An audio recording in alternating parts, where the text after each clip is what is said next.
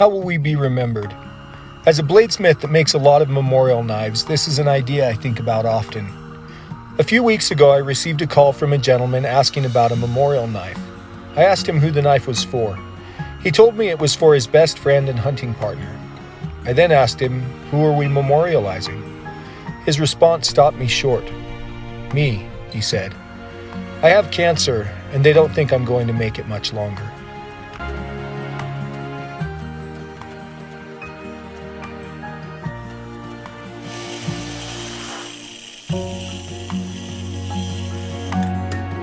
We scheduled a meeting to discuss the specifics of the design. I learned in the meeting that he was a talented welder, machinist, and metal worker. I also learned that he was a skilled hobby knife maker and an avid outdoorsman. I assumed that if he had had the strength, he would have made the knife himself.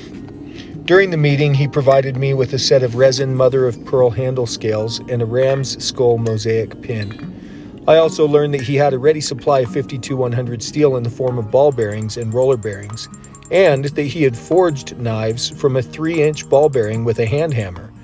Anyone who has worked with 52-100 knows this is an impressive feat.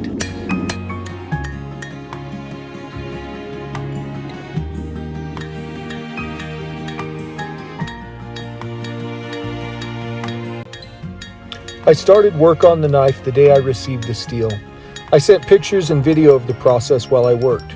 For me, bladesmithing allows for a lot of time for reflection and introspection. Knives are a wonderful functional art that can serve as vehicles for memories. I can't count the number of times someone has shown me a knife and said something like, "This was my dad's knife," and then proceeded to tell me stories that connected the knife to that person. A knife is such a personal tool that you can hardly separate the knife from the person who uses it. I finished the knife on a Friday and sent pictures over to the customer and his mom. I learned that he passed on that Saturday.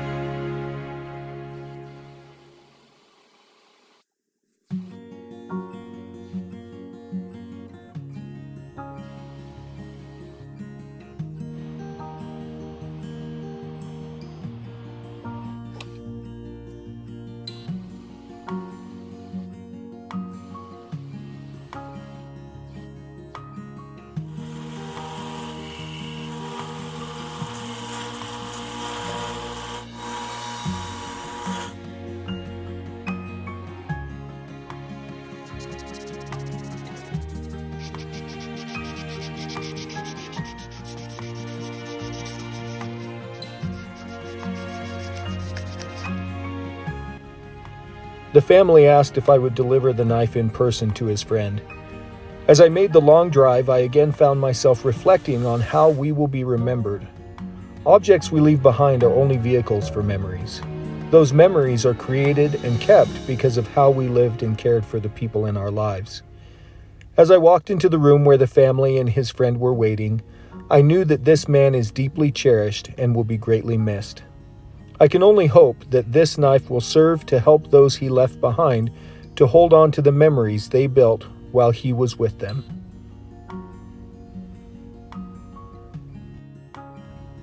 Thanks for watching and listening to this video. If you'd like to memorialize someone with a knife, please feel free to reach out to me here on YouTube or Facebook or Instagram.